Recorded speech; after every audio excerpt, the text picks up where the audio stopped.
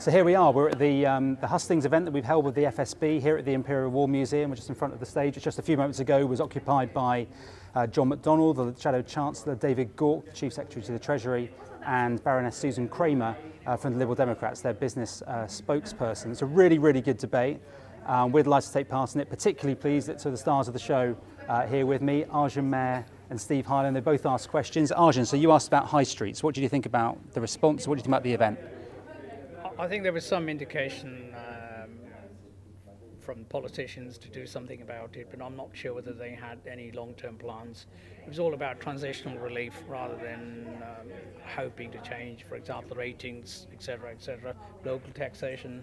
I think these are some of the things that they really need to have some indication that within 3 to 5 years they will change the system, but it doesn't look that is coming through really. So Steve, what about you heard on business rates and on wages? What was your impression of what the panel was saying? Well, as Arjan was saying, they're all making the right noises, but I don't think they realise the seriousness of the situation as it is today. I would have liked to have come back on my question purely to give the panel an opportunity to hear exactly how bad it is.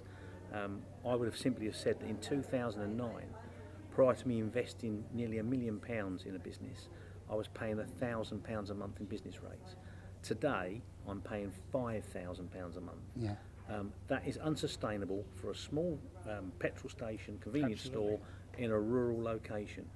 And particularly when you see big companies that do similar things get a rates reduction by a third. Yeah. It is literally saying we are going to put you out of business, and that's what they will do if they continue along these lines. And you're being penalised for that investment. I mean, certainly one of the things that came up today from the discussion, and something we've talked about a long time in ACS, is about how the business rate system at the moment, if like you invest in your business, you improve it, the VOA come along and your business rates go up. Yeah.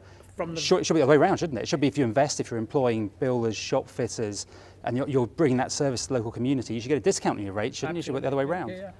And how ruthless they are. It's from day one. From the day you open your door, they assume that your business is going to be doing double what it was. And it doesn't work out like that.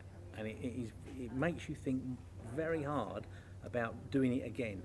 But there we go. I enjoyed the Hustings. I thought it was excellent. A couple of other things that came up, something about wages. So we heard about Labour have a plan for a £10 national living wage payable to all members of staff from 2020. Obviously, we're currently heading towards probably a little bit under £9 by 2020 under the current plans. We also heard about crime. So we heard about community policing and some of the issues around crime. Any reflections on any of those issues, Arjan?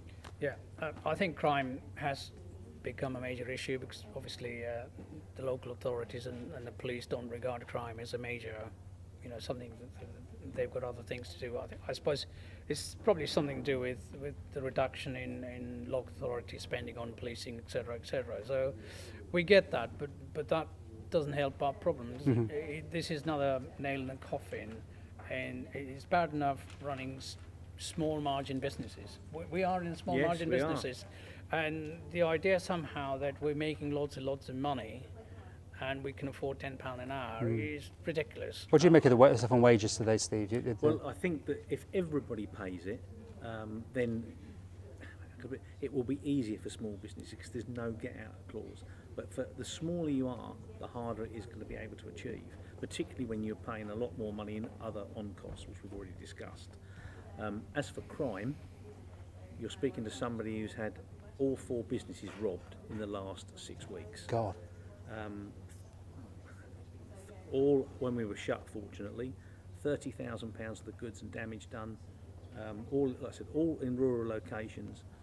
I just don't know what the answer is. For me personally, it means spending even more money on security, putting shutters on the fronts of shops. And then your business rates bill will go up if you put some more money on the shop, of course. Well, I just don't know what the answer to that is. I mean, I don't think I've been targeted by any particular group because it appears that there are at least 4 different gangs doing it. But still horrific. Yeah, and I have to deal with it, and that is something else that people don't appreciate. Yeah. That small businesses have to put up with. So, I mean, sobering note to finish on there from Steve, but What's really good, I think, is that these events give a chance for the politicians to hear those sorts of views. They hear from retailers what's happening, they hear from other businesses in the room with the FSB today. So we thought it was a really good discussion. I thought that all of the people on the panel, John McDonnell, Susan Kramer and David Gauke, were really focused. They really did address the points head on. Don't have all the answers.